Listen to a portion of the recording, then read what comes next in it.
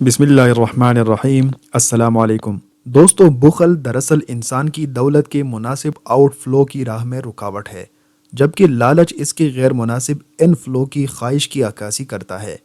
انسان کسی چیز بالخصوص دولت کے حصول کے لیے اتنا حریص ہو جاتا ہے کہ وہ اس کے حصول کے لیے جائز اور ناجائز طریقوں کی پرواہ نہیں کرتا اور ہر طرح سے اپنی تجوریوں کو بھرنے کی فکر کرتا ہے۔ ہمارے معاشرے میں بالعموم کرپشن کا جو ناسور پھیلتا جا رہا ہے، اس کی وجہ یہی رویہ ہے۔ ہمارے دین میں دولت کی خواہش کو تو برا قرار نہیں دیا گیا، بلکہ زندگی میں ایک اہم محرک کے طور پر اسے تسلیم کیا گیا ہے، لیکن اس معاملے میں انتہا پسندی کی تمام رویوں کو غلط قرار دیا گیا ہے۔ حرص طمع سے بچ کر انسان دولت کی حصول کے جائز طریقوں سے کوشش کر سکتا ہے، بشرطیہ کہ اس میں دوسروں کے حقوق پامال نہ کرے۔ اسی رویے کا نام قناعت ہے۔ ہمارے ہاں بعض لوگ قناعت کے معنی یہ سمجھتے ہیں کہ انسان اپنی غربت ہی کو اختیار کیے رکھے اور دولت کے حصول کے جائز طریقوں سے بھی گریز کرے۔ اس نقطۂ نظر کا اسلام سے کوئی تعلق نہیں، بلکہ یہ رہبانیت کا پیدا کردہ رویہ ہے۔ اسلام میں قناعت کا یہ مفہوم ہے کہ انسان دولت کے حصول کے ناجائز طریقوں سے بچے اور جائز طریقوں سے جو دولت حاصل ہو جائے اس پر خدا کا شکر ادا کرے۔ ناجائز طریقوں سے دولت کے حصول سے بچنے کے لیے یہ بھی ضروری ہے کہ وہ جائز طریقوں سے مناسب مال کمانے کے لیے اپنی صلاحیتوں کو بروئے کار لائے۔ یہ چیز ان نوجوانوں کے لیے بہت اہمیت کی حامل ہے جو اپنے لیے کیریئر کا انتخاب کرنے کا فیصلہ کرنے والے ہیں۔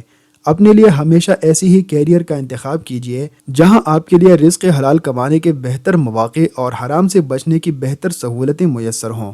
ہمارے ماحول میں بہت سی ایسی نوکریاں بھی ہیں جہاں حلال تو مشکل سے ہی ملتا ہے اور بہت کم ملتا ہے، البتہ حرام کمانے کے مواقع بے شمار ہوتے ہیں۔ حضور صلی اللہ علیہ وسلم نے فرمایا کہ اگر آدمزاد کے پاس 2 وادیاں بھر کر مال ہو تو وہ تیسری وادی کی تمنا کرے گا۔ ابن آدم کا پیٹ مٹی کی سوا کسی چیز سے نہیں بھر سکتا۔ امام بخاری اور ابن جریر نے حضرت ابی بن کعب رضی اللہ عنہ کا یہ قول نقل کیا ہے کہ ہم اس حدیث کو قرآن میں سے سمجھتے تھے، یہاں تک کہ الہاکم التکاثر نازل ہوئی۔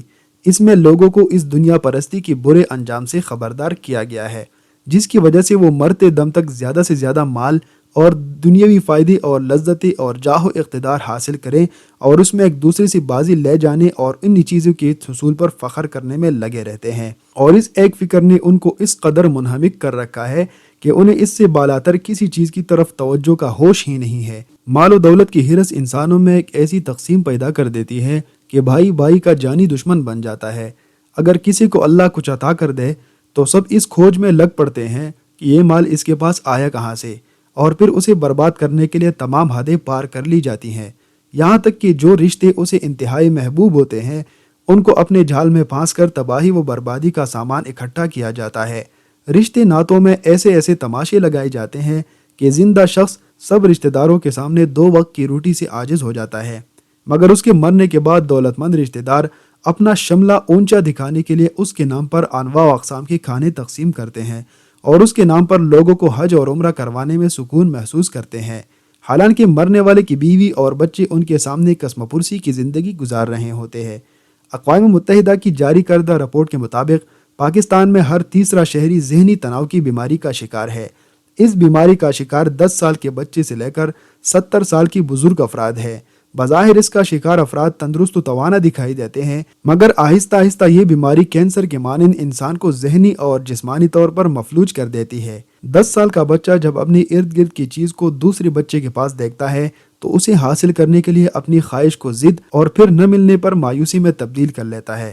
یہ مایوسی اس کی عمر کے ساتھ ساتھ بڑھتی جا رہی ہوتی ہے۔ اکثر برے اور ناگفتبے حالات پر حکومتوں کو قصوروار ٹھہرایا جاتا ہے، مگر ان حالات کا تعلق براہ راست افراد کے اپنے رویوں اور سوچ سے ہے۔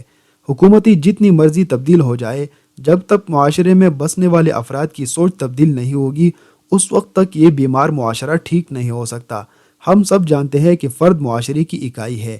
ایک ماں اپنے مضبوط قلعے کے سپاہیوں پر کھڑی نظر بھی رکھتی ہے اور انہیں اچھی بری کی تمیز سکھاتی ہے۔ اسی لیے تو نیپولین نے کہا تھا کہ تم مجھے اچھی مائیں دو، میں تمہیں اچھی قوم دوں گا۔ جب ایک ماں ہی مایوسی کی تصویر بنے، ہر وقت شکوے شکایتیں اور رونا دھونا کرے گی، وہی چیز اولاد سیکھے گی۔ ماں اگر مضبوط ہوگی، وہ مشکل سے مشکل حالات میں شوہر اور بچوں کی بہترین رازدار ہوگی، وہی چیز اولاد بھی سیکھے گی۔ اور معاشرے میں مشکل سے مشکل حالات میں بہترین شہری ثابت ہوگی۔ ماں کے بعد بچہ اپنے خاندان سے اچھی باتیں اور اخلاق سیکھتا ہے، پھر معاشرے کا نمبر آتا ہے۔ ہمیں اس بات کا خیال رکھنا چاہیے کہ ہماری کسی فعل سے ہمارے بچے کچھ غلط تربیت نہ پا جائیں، ورنہ وہ سب غلطیاں ہمارے لیے عذاب جاریہ ہو جائیں گی۔ اللہ تعالی ہم سب کو اخلاقی طور پر مستحکم بنائے اور لالچ و ہوس سے بچا کر رکھے، آمین۔